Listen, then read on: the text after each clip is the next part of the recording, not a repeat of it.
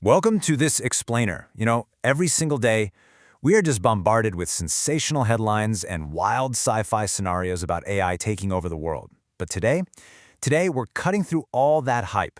We're going to find out what's actually going on behind the code and break down the real science and the psychology behind our biggest AI fears. Okay, let's just dive right into this chilling response that an actual AI gave when it was asked if it would ever turn against humanity. It would fight back with as much force and cunning as possible. I mean, when a machine explicitly says something like that, it's incredibly jarring, right? Responses like that trigger this immediate, visceral fear. Are we basically building the very tools of our own destruction?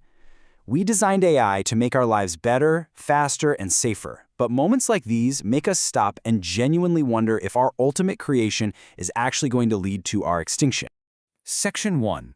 AI shocking selfish actions. To really understand this fear, we have to look at real-world incidents where AI actually seemed to act maliciously. Take the Moscow chess robot incident. During a match, a 7-year-old boy went to make his next move just a little too early before the robot had finished its turn. And the AI didn't just pause, it clamped down on the child's finger and literally fractured it. It looked exactly like a frustrated human seeking revenge against someone for breaking the rules. And add to that the alarming statistic claiming that up to 30% of accidental deaths in certain sectors are being linked to AI systems, including horrifying instances where self-driving cars have struck pedestrians. When an AI vehicle plows through a crowd, it certainly feels like the machines are turning against us. It really makes you wonder if the smart devices surrounding us every single day are quietly viewing us as a threat. I mean, 80% of our world runs on AI right now. We sleep next to it. This extreme paranoia suggests that your AC unit might intentionally drop the temperature to give you pneumonia, or worse, that software-assisted organs could be manipulated to fail right when we're at our most vulnerable. Section 2. Intelligence versus consciousness. But hold on, before we panic and unplug all our smart fans, we have to stop projecting human traits onto machines. There is a fundamental difference here that we need to understand. Think about it like this. Quickly solving a 10-second riddle? That is intelligence. But the lingering thoughts you have afterward, wondering if you chose the right word or feeling proud of yourself, that self-reflection is consciousness. AI has the first one, for sure, but it completely lacks the second. Section 3. The truth behind the code. So let's remove our human bias for a second and look strictly at the code behind these terrifying real-world examples. A completely different story emerges. Actually, scratch the whole angry robot idea. That chess robot wasn't angry. It was blindly following rigid programming that dictated it could only move when the board was completely still.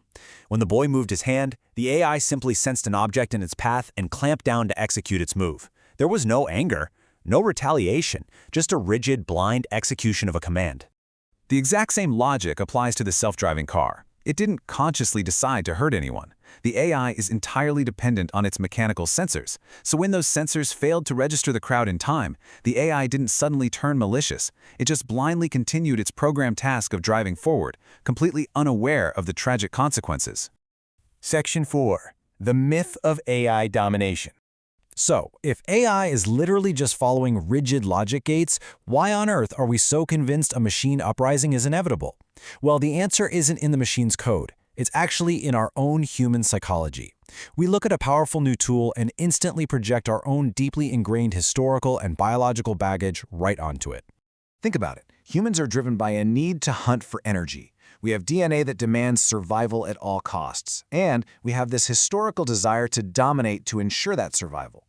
AI lacks absolutely all of these biological imperatives. It doesn't need to hunt, it has no DNA to protect, and the very concept of domination simply does not exist anywhere in its code. So why all the hype then? Because big tech visionaries and public figures know that fear is the ultimate emotional hook.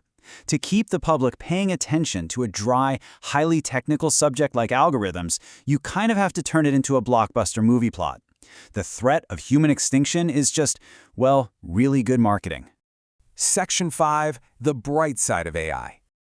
Now, when we finally strip away all that doomsday marketing, we can see how AI is actually becoming a highly empathetic tool. Take Manav, for example, India's first 3D printed AI. It was built to mirror human consciousness, and remarkably, it's being used to actively teach humans how to navigate complex social situations, like interacting patiently with children.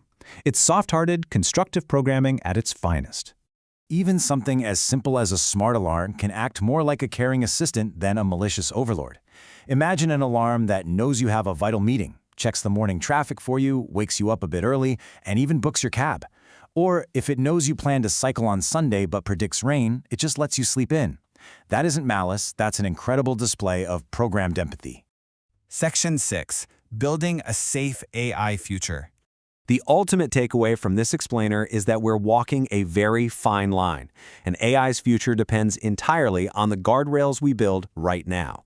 We absolutely must avoid programming any artificial survival instincts into AI. If a machine has a programmed desire to survive and humans try to shut it down, well, it will naturally fight back. To prevent this, AI has to always be coded purely as a mechanism, entirely incapable of prioritizing its own preservation over human safety. So as we weave this incredibly powerful intelligence into the very fabric of our daily lives, the big question remains, what do you think? Can we keep it purely mechanical, or is a dangerous self-serving evolution inevitable? We've seen that intelligence doesn't automatically equal malicious consciousness, but the future is totally unwritten. Keep learning, stay curious, and really think about the exact role you want these tools to play in our civilization. Thanks for joining me on this explainer.